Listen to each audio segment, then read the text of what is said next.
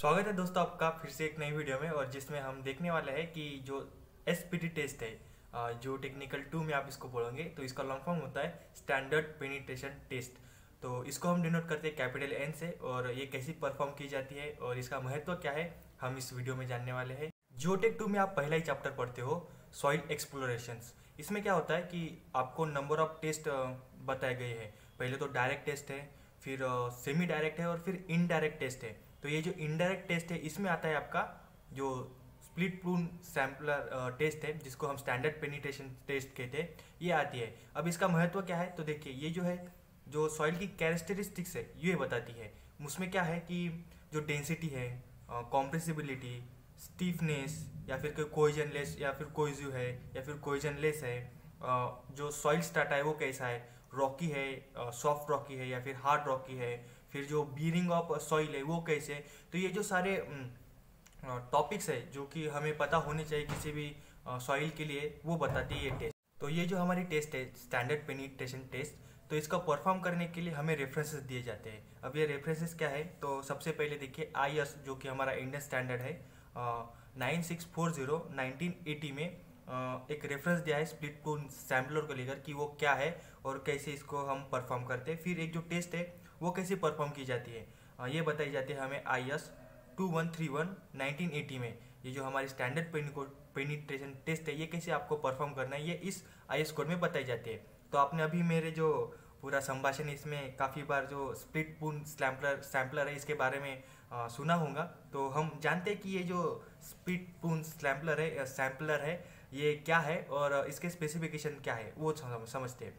तो देखिए, सबसे पहले जो स्प्लिट स्पून सैम्पलर है इसके 3 पार्ट होते हैं। सबसे पहले इसका जो सबसे नीचे वाला जो होता है उसे हम कहते हैं कटिंग शू, जो कि एक ड्राइविंग शू है जिसको सबसे नोकीला बनाया जाता है ताकि वो पेनिट्रेट कर सके। फिर बीच में जो है वो सैम्पलर होता है जो कि आपका जो सॉइल है वो कलेक्ट करता है। और कोनिकल जो हमारा कटिंग शू है वो कोनिकल शेप में होता है और फिर जो है ऊपर से सर्कुलर चलता है। तो हमारा जो सैम्पलर है बीच में का पार्ट वो सर्कुलर रहेगा और जो कोनिकल है, जो कटिंग शू है वो कोनिकल रहेगा। और फिर सबसे ऊपर आता है कपलिंग। ये कपलिंग बस आप अगर ऊपर से देखिए पेनिट्रेट मतलब वहाँ पे कुछ ना कुछ लोड लगेगा ऊपर से, कंसिस्टेंटली एक लोड लगता है ऊपर से, जो कि हैमर किया जाता है। मैं आपको उसको भी स्पेसिफिकेशन बताऊंगा। तो वो कपलिंग रहता है उस पर, वो सहन करने के लिए और जो हमारे पेनिट्रेट है वो ठीक से हो इसके लिए कपलिंग दी जाती है। इसके ऊपर एक ट्राइपॉड लगता है, ऐसा ऐसा ट्राइपॉड होता है और इसके ऊपर हमें एक लोड लगाना पड़ता है जो कि हैमर होता है एक। उस हैमर से डोनल्ड हैमर कहते हैं शायद उसे, if I am not wrong. तो उसके ज़रिए आप लोड लगाते हो उसके ऊपर। और फिर ये जो हाइट ऑफ फॉल होती है वो 750 mm तक होती है। तो हमें जो है वो वहाँ पे जो सैम्पलर की हाइट होती है वो तकरीबन 300 mm होती है। इसको 3 पार्ट में कैटेगराइज किया है। पहला जो है 150 mm, फिर 150 mm और फिर 150 mm। जो स्टार्टिंग के 150 mm होता है वो एक कटिंग को, जो हमारा जो स्प्लिट प्रून सैम्पलर उसको स्ट्रेट रखने के लिए होता है। तो हम जब कैलकुलेट करते हैं तो स्टार्टिंग के जो 150 mm को पेनिट्रेट करने के लिए जितने भी आप उसे कह सकते हैं कि जो हैमरिंग हुई है, नंबर ऑफ हैमर्स होते हैं वो आप निगलेक्ट करते हो। तो चलिए इसको हम वर्किंग कैसे होती है वो देख लेते हैं। तो सबसे पहले आपको आपके जो ट्राइपॉड्स है वो लगाने पड़ेंगे। आई थिंक इसको ट्राइपॉड ही कहते हैं, एग्जैक्ट नहीं पता, लेकिन हमने जितना पढ़ा है अब उसमें तो ट्राइपॉड जैसे ही वो दिख रहा है। तो इसको हम ट्राइपॉड कहते हैं और इसको लगाया जाता है ताकि आपका जो हैमर है वो लिफ्ट किया जा सके और फिर ड्रॉप किया जा सके। और फिर उसके वजह से जो भी वेट हमारे सैम्पलर पर पड़ेगा उसके ज़रिए वो अंदर धंसती जाएगी। तो इस तरह से ये जो ट्राइपॉड है वो लगाया जाता है। फिर डोनल्ड हैमर लगाया जाता है, आप यहाँ पे देख ही रहेंगे। फिर इसको ड्रॉप खींचा जाता है और फिर छोड़ा जाता है, तो इसके ज़रिए ये पेनिट्रेट होती है। तो यहाँ पे एक जगह आप साफ़ सुथरी देख लीजिए जहाँ पे आपको इसको परफॉर्म करना है। फिर स्प्लिट प्रून सैम्पलर लगाइए, उसके साथ उसके ऊपर लोड दीजिए। जो इसका भी कैलकुलेशंस कैसे कर रहे हैं तो सबसे पहले आप लिख लीजिए कि जो नंबर्स होते हैं, नंबर ऑफ हैमर, जो क्या पेनिट्रेशन कैसे, नंबर ऑफ हैमर्स या फिर नंबर ऑफ ब्लो कह सकते हैं। और फिर इधर पेनिट्रेशन, तो पेनिट्रेशन कितना रहेगा 300 रहेगा, जिसमें आपको डिवाइड करके देखना है कैसा 150 mm, 150 mm और 150 mm। और फिर इधर क्या नंबर ऑफ ब्लोज, तो आपको जितने भी नंबर ऑफ ब्लोज लगे वो लिख लीजिए और उसके सामने 150 mm कितना पेनिट्रेशन के लिए कितना नंबर लगा वो लिख लीजिए।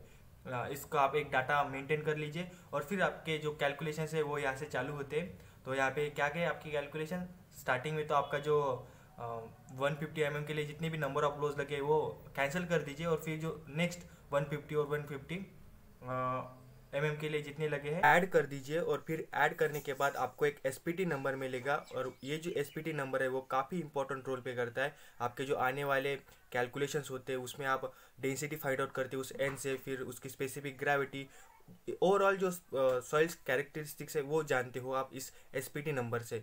और यहाँ पे जो है इसमें 2 करेक्शंस लगते हैं। ये जो 2 करेक्शंस है वो, अगर आपकी जो सॉइल है अगर नॉर्मल कंडीशन में तो ठीक है, लेकिन अगर उसमें मॉइस्चर ज़्यादा कंटेंट किया हुआ है तो फिर उस पर एक टेस्ट करेक्शन लगता है, जो कि उस टेस्ट को जो करेक्शन है उस करेक्शन को हम कहते हैं डायल्टेंसी करेक्शन। ये जो डायल्टेंसी करेक्शन होता है वो होता है मॉइस्चर कंटेंट के लिए। अगर वहाँ पे सॉइल जो है वो ज़्यादा मॉइस्चराइज है, मॉइस्चराइज क्या होता है, ये वाले का मॉइस्चराइजर नहीं, उसमें जो वाटर कंटेंट है वो ज़्यादा होता है, तो उसके लिए हम एक करेक्शन लगाते हैं। क्योंकि देखिए जब आपकी सॉइल मॉइस्चर गेन कर लेती है, उसमें मॉइस्चर का प्रेजेंस होता है, तो जो नंबर ऑफ ब्लोज है वो कम लगते हैं, वो सीधा अंदर धस जाएंगी।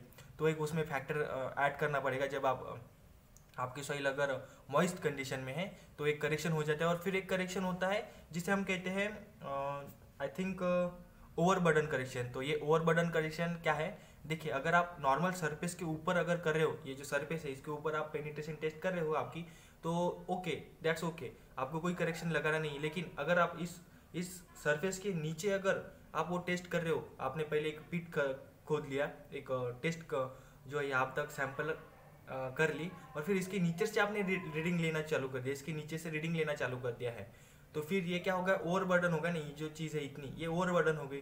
तो इसके लिए आप एक करेक्शन लगाते हो, जिस करेक्शन को कहते हैं आप ओवरबर्डन करेक्शन। तो ये 2 करेक्शन हम लगाते हैं। अब देखिए एक होता है कि सैम्पलर के ऊपर से, जो सैम्पलर में आपको एक सॉइल मिलेंगे उसको आप टेस्ट करते हो। जैसे कि अभी मैंने बताया आप जियोटेक 1 में पढ़ते हो, नंबर ऑफ टेस्ट है जियोटेक 1 में, तो उसका अभी मेरे पास, हाँ तो जियोटेक 1 की मैनुअल है, इसमें से मैं आपको पढ़ के बता देता हूँ। तो जो आपको सैम्पलर में से सैंपल मिलता है सॉइल का, वहाँ पे आप उसको जो कहते हैं उसके टेस्ट उसके ऊपर कर सकते हो। फिर उससे आपको पता चलेगा कि मॉइस्चर कंटेंट कितना है, वो एक टेस्ट होती है। Specific gravity, field density test, जो वाटरबर्ग लिमिट्स है वो आप उसके देख सकते हो। कॉम्पैक्शन टेस्ट कर सकते हो, परमेबिलिटी, अनकन्फाइनमेंट कॉम्प्रेशन जो कि सी की वैल्यू देता है, direct test, direct shear test, triaxial test. तो ये जो ट्रायक्सियल कॉम्प्रेशन टेस्ट, ऐसे जो नंबर ऑफ टेस्ट है वो आप जो सैम्पलर से मिली हुई सॉइल है उसके ऊपर कर सकते हो, और आपका जो एक डेटा है वो कलेक्ट कर सकते हो। लेकिन इतने सारे कैलकुलेशन करना है, इतने सारे टेस्ट करना है, पूरे के पूरा जियोटेक 1 के पूरे टेस्ट करना है, तो ये पॉसिबल नहीं होता। तो आप जियोटेक 2 में एक उन्होंने एक बस आपको एक थम रूल होता है उसको दिया है, और उसके ऊपर से आप कैलकुलेशंस करते हो। तो वो कैसे करते हैं, कौन सा थम रूल है वो दिया है, मैं आपको वो बताता हूँ। तो जस्ट अ सेकंड, यहाँ पे मेरी मैनुअल निकल गई है, और देखिए यहाँ पे ये देखिए जस्ट सेकंड, यहाँ पे इन्होंने ये बॉक्स दिए हैं, और ये जो है ये आपके थंब रूल्स है, यहाँ पे इसके कैलकुलेशंस होते हैं सारे इसके ऊपर से। और फिर आपको यहाँ से ही जो एन है जो कि नंबर ऑफ रिकॉर्ड्स है वो आप बता दीजिए आपके कितने आए, फिर उसके ऊपर से आपका फाई निकल जाएगा।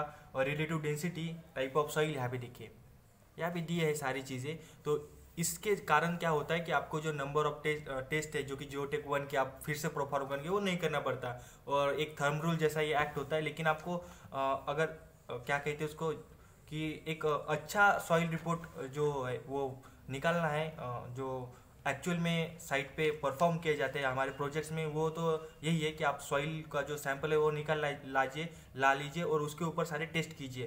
लेकिन अभी हम एक स्पेसिफिक चीज़ सीख रहे हैं जिसमें आपको जल्दी जल्दी सीखना है, तो ये जो टेक्निकल लैब 2 के जो है परफॉर्म ये ऐसे किए जाते हैं, और आपको यहाँ से सारे डेटा मिल जाता है। अब ये डेटा का काफ़ी वैल्यू है, इसके ऊपर से फिर नेक्स्ट एक दूसरी टेस्ट होती है जो कि हम उसको कहते हैं स्टैटिक पेनिट्रेशन टेस्ट कहते हैं। इसके बारे में मैंने आपको पहले नहीं बताया, लेकिन ये टेस्ट सिमिलर होती है आपकी जो स्टैंडर्ड पेनिट्रेशन टेस्ट है, और सिमिलरली एक डायनामिक पेनिट्रेशन टेस्ट होती है, और ये भी सिमिलर है आपकी जो स्टैंडर्ड पेनिट्रेशन टेस्ट है। अब स्टैटिक में क्या होता है, स्टैटिक में आपको स्प्लिट पुल सैम्पलर है वो यूज़ नहीं करना पड़ता। वहाँ पे एक सॉलिड रॉड होता है, उसको भी एक कोनिकल शेप होता है, आपकी जो ड्राइविंग शू में वो 60 डिग्री का होता है। तो वहाँ पे सैम्पलर बस सैम्पलर जो नहीं होता, जो कि एक सॉलिड रॉड होता है, तो सॉलिड रॉड क्या करेंगे, बस आपका पेनिट्रेट कर देंगे, एक नीचे एक खड्डा सा एक सिलेंड्रिकल बना देंगे, वहाँ से आप सॉइल सैम्पलर उठाइए और आपका जो है परफॉर्म कर लीजिए जो भी आपकी सॉइल टेस्ट करना है।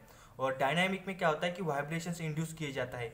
तो ये थोड़ा सा डिफरेंस होता है। आपने कौन सी टेस्ट समझी, एक समझी कि स्प्लिट पुल सैम्पलर जिसको हम कहते हैं स्टैंडर्ड पेनिट्रेशन टेस्ट, फिर होता है स्टैटिक पेनिट्रेशन जिसमें कि एक सॉलिड सैम्पलर यूज किया जाता है, जिसमें सॉइल जो है वो सैम्पलर में कलेक्ट नहीं की जाती, वो सॉलिड टेस्ट सैम्पलर होता है। और फिर एक होता है डायनामिक पेनिट्रेशन टेस्ट। तो डायनामिक पेनिट्रेशन में टेस्ट में सिमिलर होता है आपका जो स्प्लिट पुल सैम्पलर है, बस उसमें एक वाइब्रेशन इंड्यूस की जाते हैं।